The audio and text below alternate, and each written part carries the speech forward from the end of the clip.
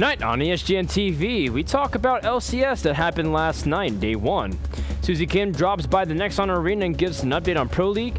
And we talk about shooters like Battlefield 4, CSGO, Call of Duty Ghosts, and much more. Welcome to the Daily News.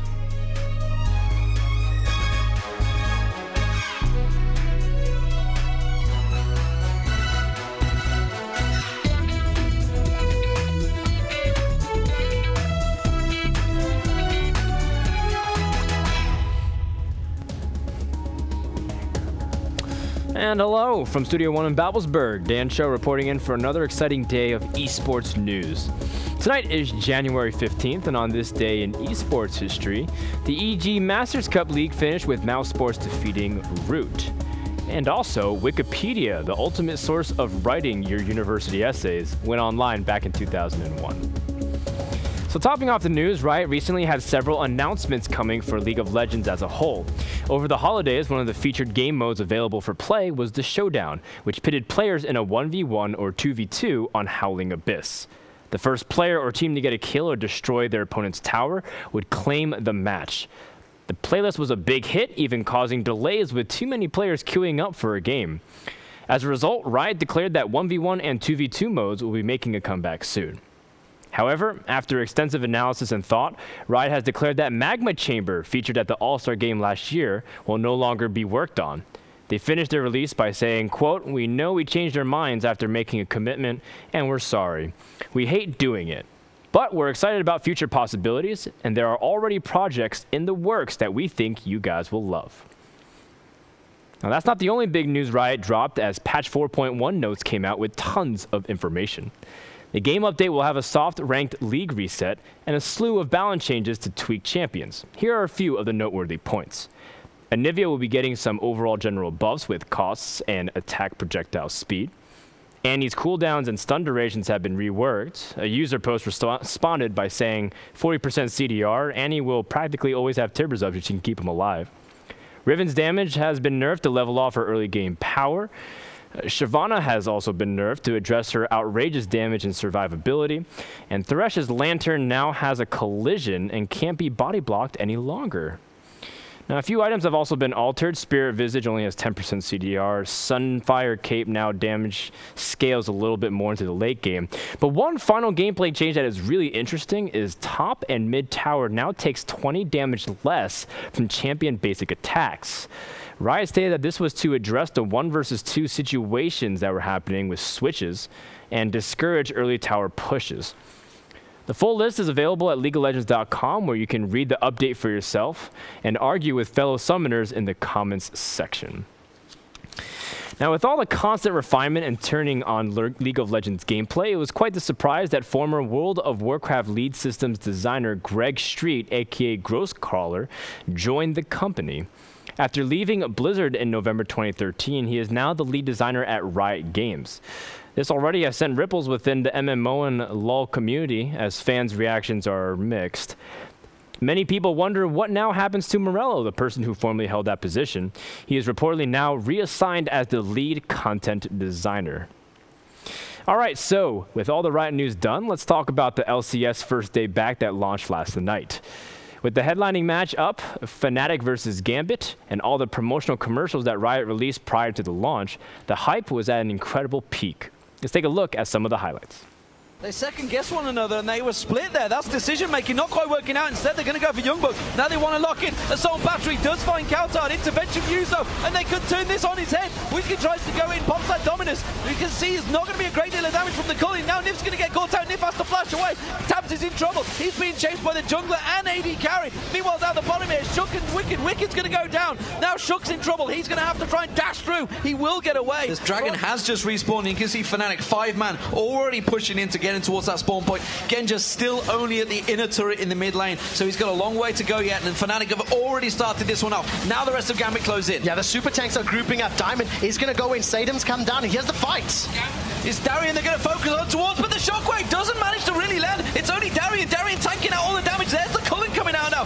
Dowkin this time. Alexic, he needs to land the target in the right position, but it's not going to happen. It's Diamond he went for. Alexic not going to land his combo, and now he's in trouble. That's going to be his Mimic going down, and now Genja's trying to run away from this one. Fnatic doing a fantastic job of chasing. The pillar stops him dead. Darian is in all sorts duel between Genja. Can he turn it around? No, Pekka gets in there to double kill for Reckless. Edward's in trouble now. He's going to get chased down. It could be the triple. Yes, it will. Reckless is 6-0. Actually, Reckless didn't die the entire night as far as I remember. A great performance by Fnatic, who looked as dominant as their Season 3 counterparts. They ended on the night on top of their division. Meanwhile, Alliance, who came in with high expectations, ended their night in last place. Their play was not as strong as it was seen in Battle of the Atlantic, but they will have to step it up soon as Super Week continues tonight at twitch.tv/Riot Games. Now, we cover LCS and OGN champions a lot here at the Daily News, but there are also several other leagues that feature the highest levels of play. One we haven't mentioned yet is the Pro Circuit put on by Garena, which has their own Southeast Asian qualifiers that seeds into the World Championships for 2014. They recently ended their LNL season and have announced their 2014 details. The text is in Chinese and the infographic might look a bit confusing, but the gist is that the top 4 teams of the LNL get promoted to play in the GPL and compete with teams like Azubu Taipei Assassins and Mineski. The rest of the teams like HKA Mage, PKM, CFAM, and Machi, they'll all have to stay for another season of the LNL.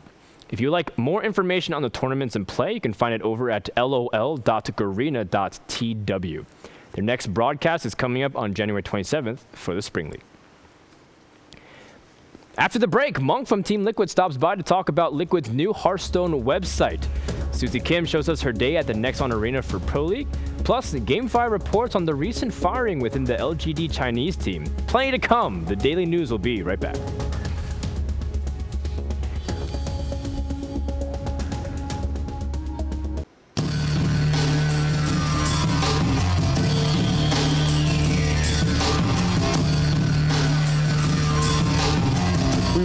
Tune in tonight for our 3rd episode of Season 2 Hearthstone Fight Night featuring Team Doggy House and Praise Ragnaros. Yesterday, we had another close series as StrifeCrow defeated Nyx to tie it up 1-1. Who will the wheel choose tonight between Monk, Crip, Ekop, and Nimsh? Find out later this evening.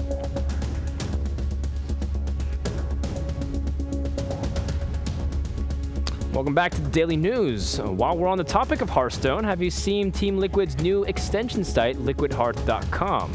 It's officially been launched as a separate website from TL.net and as a separate division under Liquipedia.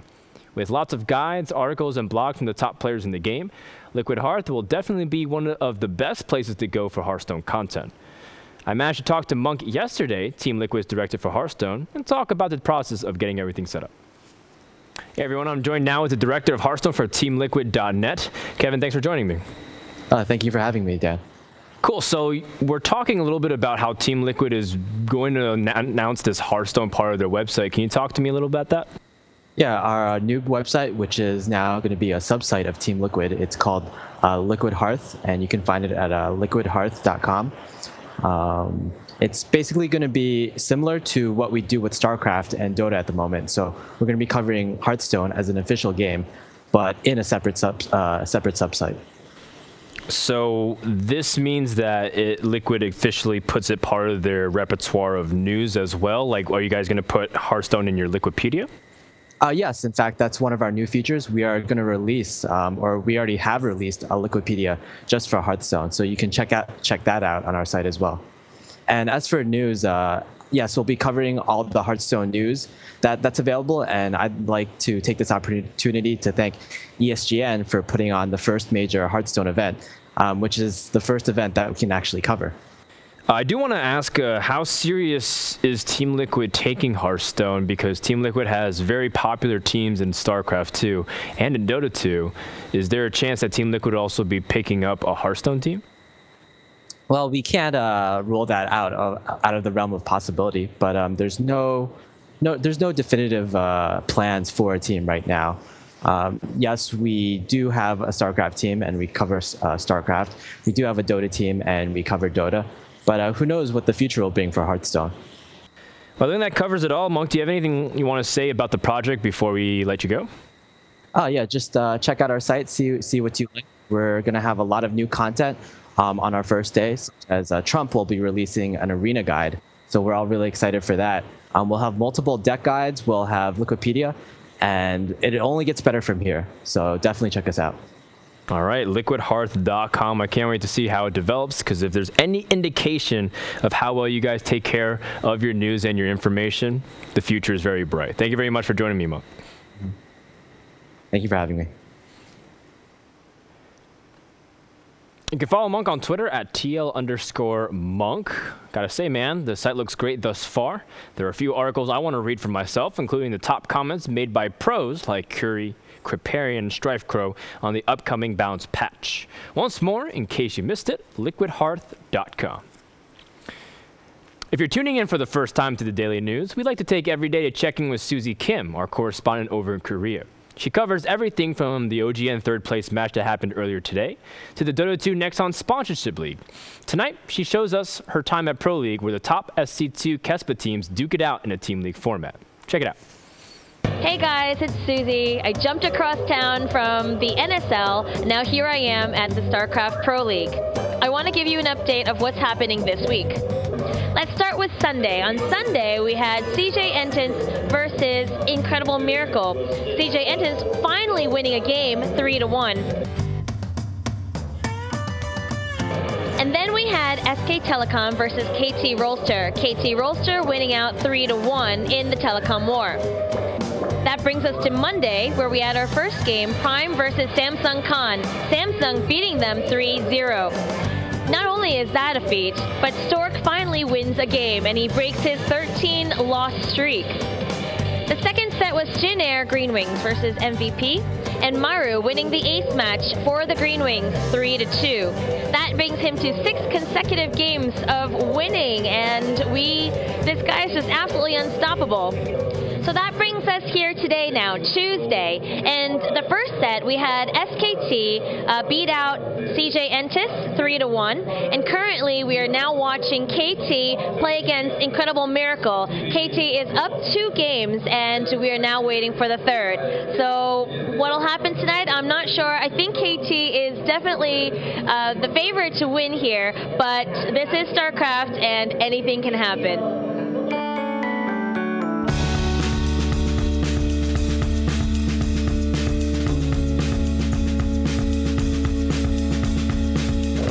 Okay, and that will recap our Week 3 in StarCraft Pro League. This has been Susie Kim with ESGN TV. Be sure to catch the next time Pro League is on, January 19th at 1900 KST, where CJ Entis will take on Prime. You can find it all at twitch.tv/SC2 Pro League.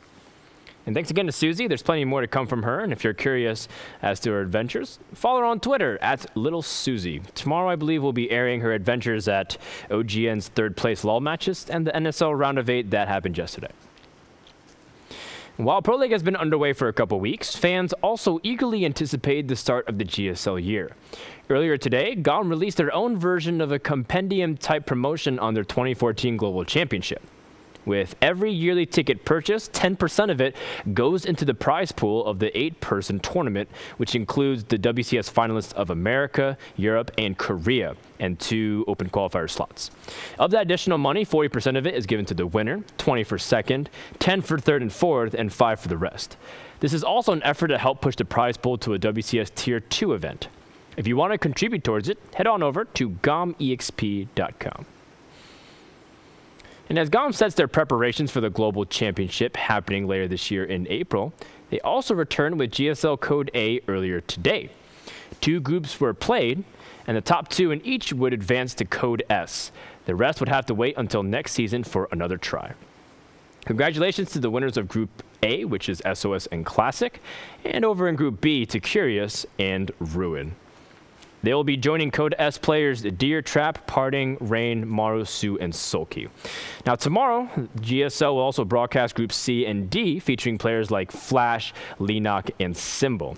You can catch all the action at twitch.tv/GSL, or, once again, the link on the site, gomexp.com. We have player moves in StarCraft 2 to talk about. After 3.5 years, Team Alternate announced that they are parting ways with Socke, the 3-time German EPS winner. No reasons or explanation have been issued, but the press release sounded like both parties were on amicable terms, as the article gratuitously reflected on Socke's greatest achievements. Alternate now has no players under their roster, raising speculation whether they keep on backing StarCraft 2 Pro Scene. South African player PandaTank announced his retirement from StarCraft 2, citing the difficulties of pro gaming in his country. PandaTank made splashes in tournaments such as placing top 8 in Euro Combined WCS and reaching top 8 in ESWC.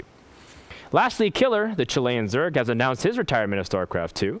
The WCS South American champion of 2012 stated his intention to move on to League of Legends pro gaming instead. With these 2 retirements, brings us a total to 7 in 2014. Good luck to all the players, and we wish them the best for the future. And finally, in more positive news, ESL announced that they will be hosting StarBow tournaments on ESL Play. For those who have not heard about StarBow, it's an arcade game in StarCraft 2, where the product takes elements inspired by Brood War and StarCraft 2, and a focus on less death balls, more small skirmishes. If you're interested, head over to esl.eu website and click on the SC2 section to find more information.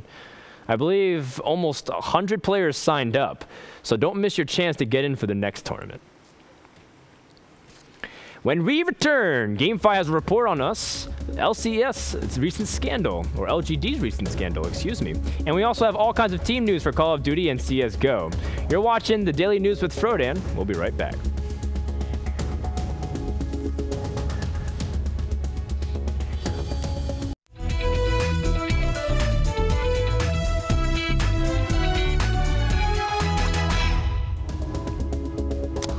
And welcome back, everybody, to the Daily News Desk. Now, all throughout the night, we've been checking with our partners like GOM and ESL, but tonight we also have some footage from Gamefy. And now here they're here to report, talking about one of the firings of LGD's broadcaster. I don't know too much about it, but I'm about to learn. Yesterday afternoon, LGD China revealed that they have expelled their broadcaster, Kent. Despite several warnings, according to the announcement, Kent has been breaching LGD rules by broadcasting repeatedly in private, as well as purchasing in-game items for his own personal use and billing the company for them. LGD reserves the right to investigate Kent's legal ability. But Kent already left the club a long time ago, so why has LGD issued this statement after all this time? Well, LGD explained that after Kent's dismissal, new evidence came to light which led to an investigation. This new evidence has had an enormous effect on LGD and the future of the relative cooperation. Since Kent refused to change his action after a series of warnings, LGD decided to make these issues public. In this announcement, LGD said that Kent has recruited some commentators in private and was making unauthorized broadcasts on behalf of LGD. Not only this, but he was publicly criticizing the club. Kent responded to this statement through his Weibo, justifying his actions. His apology to LGD came across as very sincere. However, Ruru, the manager of LGD, does not agree with Kent's explanation. She has claimed that Kent is rude to her in private, yet he pretends to be nice in public, adding that she will turn to the law. This farce reminds us of a former case where Lovett from Zoo China created a false account. Both Lovett and Kent have misused their accounts after gaining extra access from LGD. This reveals a lack of standards and management in Chinese esports clubs.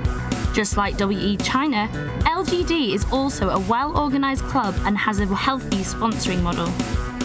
And after all these years, LGD's brand image has already sank deeply into the hearts of the community. Thank you so much to Gamefy for providing footage once again. You can check out all their content at January 18th for League of Legends We Academy vs Young Glory, and January 19th Dota 2 with IG vs DK. Now, it's been a while since we checked in with other games around esports. What's happening around with the shooters? Well, starting in Battlefield 4, a few days ago, there's been a new patch released that tweaks gameplay surrounding jets. The main point is to consider that damage will be increased by stealth jets for 25% on their cannons, and jet types now have similar handling attributes when dealing within their own categories.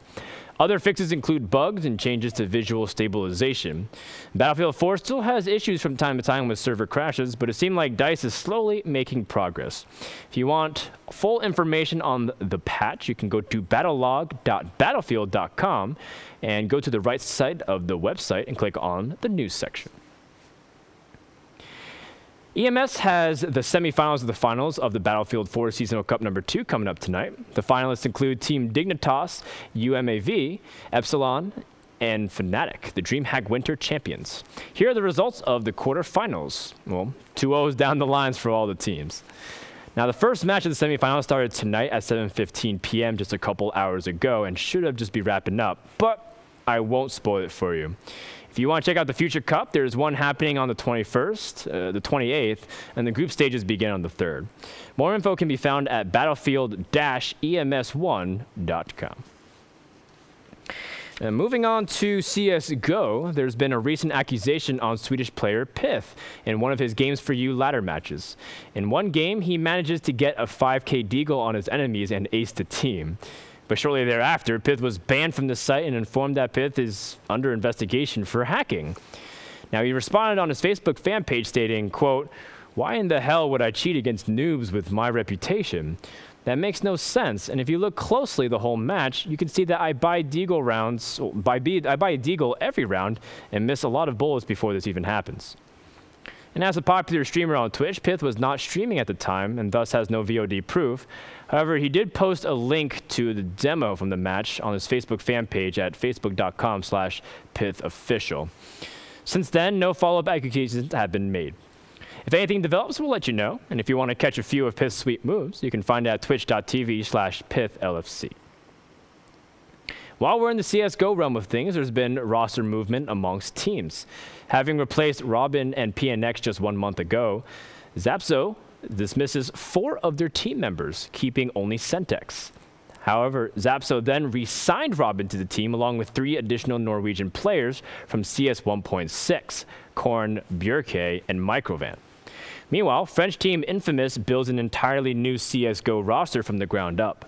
Their squad consists of Heyuka, Atlantis, Revs, Bobby, and Dingo. While the members have been on previous teams like Web1, Webspell, and even Against All Authority, they have yet to make a large name for themselves in the CSGO scene. We'll see what they can do in the upcoming months. GamePub brings back YNK to replace Intel, who was on the team previously for the majority of 2013. GamePub's recent 3rd place finish will be seen in action in the upcoming local tournament by their title sponsor on February 15th and the EMS1 qualifier the following week in February. And the last CSGO change for today, Fallen and Zach have declared that they are leaving ProGaming.td, who have been pretty quiet since their win back in September at the Campus Party LAN. No particular reasons have been cited of why they left, but ProGaming.td has picked up FBM and Fur for their next event, focused on local, like XCL, the King of Global, and the Rise Cup. If you want more information on the transactions, head over to hltv.org for more info. Good luck to all the new teams. Now, Call of Duty has new DLC called Onslaught set to release on January 28th for Call of Duty Ghosts. The packs include 4 new multiplayer maps: Fog, an Erie Lake map; Bayview, which sets you in a Californian boardwalk; Containment, a map in Mexican Village; and Ignition, a reimagination of Scrapyard from Modern Warfare 2. Also included is a new weapon called Maverick, which acts both as a sniper rifle or an assault rifle. Rounding out the pack is a bonus storyline called Extinction, and the first episode, Nightfall, will explore the characters and the world of Call of Duty Ghosts. Activision stated that this will be the first of 4 DLC packs. The future one, Devastation, Invasion, and Nemesis, will release throughout 2014. Also, Call of Duty DLC Season Pass holders will get instant access to the multiplayer map Freefall, as well as some cool aesthetic gear for their characters. We also have several player moves in Call of Duty as well. Optic's front entrance seems to be a revolving door lately. Despite joining the team for only a few days, Parasite tweeted recently that he is leaving Optic Gaming. Then, fellow Optic Gaming member Ricky announced that he is also leaving the team, citing his unhappiness with everything. That left Optic with Nayshot and Clayster, who shortly after picked up Saints from Strictly Business and Mbose from FaZe Competitive. Parasite then returned to Curse, who also picked up Ricky. So then Curse released Nameless from the team, and their roster now stands as Ricky, Parasite, Mercs, and Killa. It's a lot of back and forth bouncing between teams, but these are some of the most important changes amongst the top players. If you're having trouble, check out esport.nation.com, a site that's been helping us keeping track of all the roster swaps. And that does it for all of our FPS talks. Tonight's art spotlight is on a humorous cross-game comic strip that you may have heard called When Riven Meets Riley. It's taken a fun imagination of both worlds and pokes fun at Dota 2 and League of Legends lore. Have a look at pshui.deviantart.com. So before we send you off to find it, let's take a look at the 5-day forecast. Starting on Thursday, we have the continuation of the Esports Venture Cup hosted by Caldor and Take TV. On Friday, we have the NA LCS begins with Cloud9 versus Team Solo Mid. On Saturday, we have the Nation Wars between European countries. Find out which EU country is best in StarCraft 2. On Sunday, we have the G League Dota 2 finals between Team DK and Invictus Gaming. And on Monday, we have the highly anticipated MLG Game On StarCraft Invitational. MLG dips their feet back into StarCraft Oceans. You can find it all at MajorLeagueGaming.com. So that's a wrap for the daily news. From Dan Cho and the rest of the crew here at ESGN TV, thanks for watching. Have a good evening. Fight Night is coming up next.